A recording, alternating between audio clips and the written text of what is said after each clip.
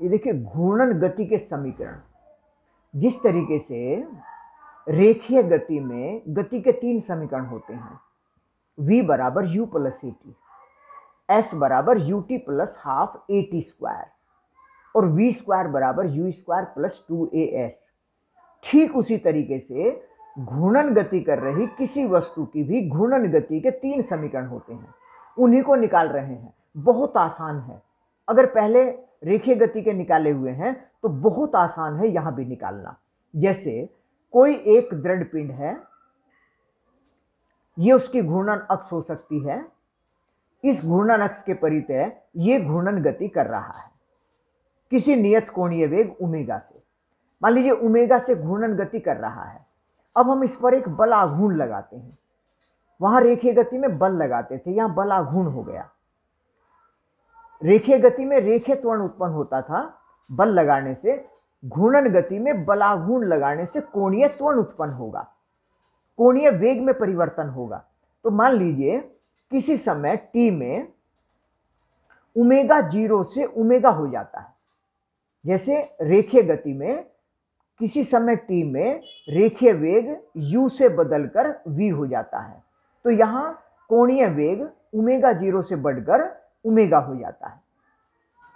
तो घूर्णन गति कर रही है वस्तु, ओमेगा 0 कोणीय वेग प्रारंभिक कोणीय वेग है, बलाघूर्ण लगाया, कोणीय त्वरण उत्पन्न हुआ, t समय में कोणीय वेग बदलकर ओमेगा हो गया। कोणीय विस्थापन थीटा है। जैसे वहां रेखीय विस्थापन s होता था, चली गई दूरी s होती थी, एक ही दिशा की बात अगर हम करें तो वहां रेखीय विस्थापन थीटा होता था, यहां कोणीय विस्थापन थीटा हो गया। और बहुत सिंपल है।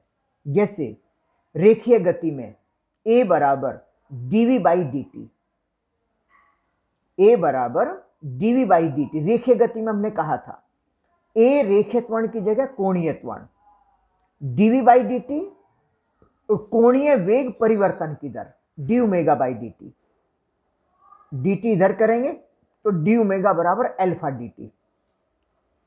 इसको इंटीग्रेट हमने कर दिया, अब समाकलन इसका किया, omega 0 to omega alpha D T, 0 to T, क्योंकि 0 समय पर ओमेगा 0 कोणीय वेग है और टी समय पर कोणीय वेग बदलकर ओमेगा हो गया। और आगे बहुत आसान है, पहले भी किया गया है। डी ओमेगा मतलब 1 डी ओमेगा, 1 का ओमेगा आएगा, 1 डी टी, टी आएगा। 2-4 ही फॉर्मूले बताए गए हैं, उन्हीं से काम चल जाएगा। बस अच्छी तरीके से जानकारी तैयार करते रहिए, प्रयास करिए और लिख कर करिए, अपने माइंड का इस्तेमाल करके करिए। ऐसे देखते नहीं जाइए, अपने माइंड का इस्तेमाल करिए। शुरुआत हमने ये कर दी तो आगे अपने आप करने का प्रयास करिए।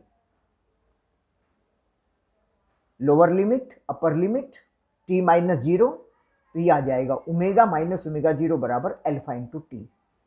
बहुत आसान है। ये बिल्कुल उसी तरीके से है जैसे v बराबर u प्लस ए टी होता था। दूसरा फॉर्मूला है, देखो ओमेगा बराबर D theta by D T. अगर याद हो दूसरा सूत्र निकालने के लिए जो रेखीय गति में s बराबर U T plus half A T square था, उसे हमने निकालने के लिए v बराबर D S by D T, वेग v बराबर D S by D T ये लिया था, क्योंकि ds से s आ जाएगा। यहां हमें कोणीय विस्थापन निकालना है दूसरे सूत्र में, तो वहां v बराबर यानी रेखीय वेग लिया था, यहां कोणीय वेग ले रहे हैं, ओमेगा बराबर D theta by D T. D T इधर आ जाएगा, ओमेगा डी टी, ओमेगा का मान ओमेगा 0 प्लस अल्फा टी, बिल्कुल पहले की तरह ही है। अगर वो तैयार है तो यहां बड़ा मजा आएगा इंटीग्रेटिंग यानी अवकलन करने पर। जहां ये जमा होते हैं तो दो अलग अलग जगह कर दिए जाते हैं।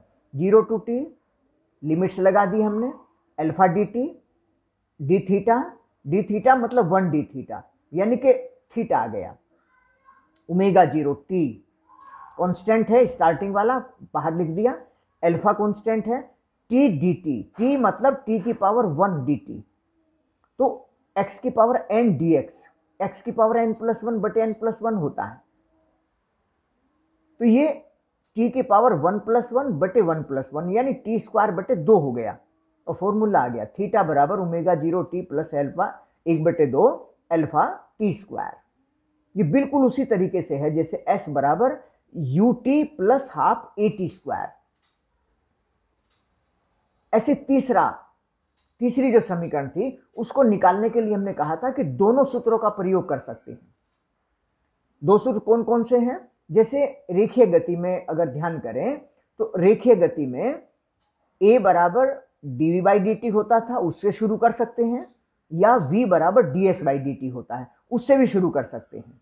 तो यहां हम जैसे alpha D omega by D T होता है, तो इसमें D theta by D theta की गुणा कर दीजिए, D theta by D T omega हो गया, तो omega D omega by D theta, और ये हो गया अल्फा डी थीटा बराबर ओमेगा डी ओमेगा। और हम इसे ओमेगा के सूत्र से भी शुरू कर सकते हैं, यानी अल्फा के सूत्र से शुरू कर सकते हैं जैसे ए से शुरू किया था, ओमेगा से शुरू कर सकते हैं जैसे कि वी से शुरू किया था, वी बराबर D S by D T होता था, और यहां ओमेगा बराबर D theta by D T होता है।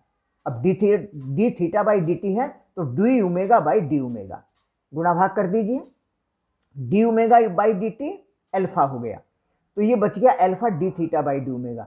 और इसको देखो दोनों समीकरण बिल्कुल सेम है, omega D omega alpha D theta, omega D omega alpha D theta. तो चाहे इस फॉर्मूले से, बेसिक फॉर्मूला है इससे शुरू कर लीजिए, चाहे इस बेसिक फॉर्मूले से शुरू कर लीजिए। रेखीय गति में भी हमने ऐसे ही किया था। तो जिनको रेखीय गति के तैयार है उन्हें यहां कुछ भी नहीं करना है। आगे सिंपल चीजें हैं, इंटीग्रेटिंग करेंगे तो इंटीग्रेट करेंगे तो हम डी ओमेगा है तो omega 0 to omega, D theta है तो 0 टू थीटा, और आगे सिंपल है ओमेगा मतलब ओमेगा की पावर 1 डी ओमेगा, एक्स की पावर एन डी एक्स का फॉर्मूला लगेगा, वही एक्स की पावर एन प्लस वन बटे एन प्लस वन, तो ओमेगा स्क्वायर बटे 2। अपने आप करके देखेंगे। Use your mind, you have to use your mind, वो तभी डेवलप होगा, तभी समझ पैदा होगी। रियल यही तरीका है, श्रमेव जयते वाला, मेहनत करने से जीत होगी। सत्यमेव जयते काम नहीं करता है, वो धंधे के लिए होता है संसार में। सत्यमेव जयते धंधे के लिए होता है, श्रमेव जयते ये है महत्वपूर्ण सूत्र जीवन का। अगर कुछ जानना हो, सीखना हो, कुछ करना हो तो ओमेगा स्क्वायर बटे 2 ओमेगा 0, सिंपल है, बिल्कुल करते चले गए। ये बिल्कुल रेखीय गति के 3 समीकरण की तरह है। जैसे रेखीय गति में v बराबर u प्लस ए टी, तो u की जगह ओमेगा 0 हो गया, v की जगह ओमेगा हो गया, रेखीय त्वरण की जगह कोणीय त्वरण हो गया, रेखीय विस्थापन की जगह कोणीय विस्थापन हो गया, और बिल्कुल जू के तू सूत्र आ गए। ओमेगा बराबर omega 0 plus alpha T, theta बराबर omega 0 T plus alpha T square, और ओमेगा स्क्वायर बराबर omega 0 square plus 2 alpha theta. तो बहुत अच्छी तरीके से तैयार करें।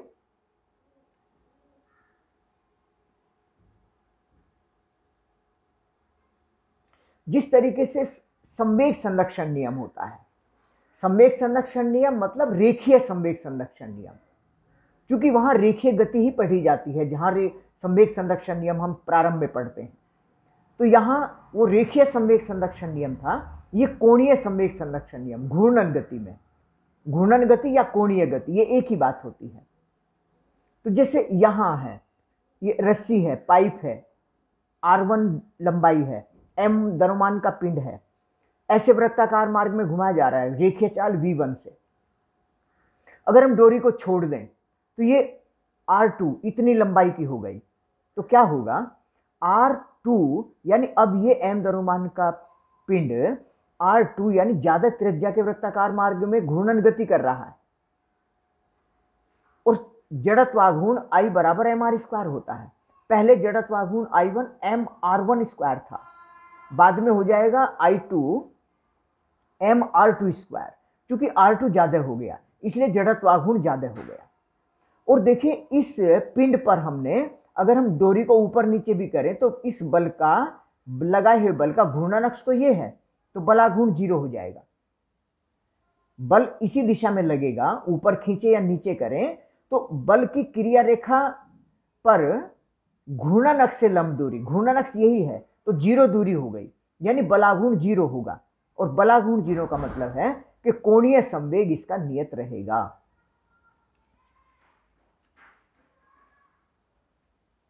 dj बाई dt जो कि टॉय होता है वो 0 होगा अगर बलागुण 0 है। तो dj बराबर 0, और dj बराबर 0 मतलब j बराबर नियत।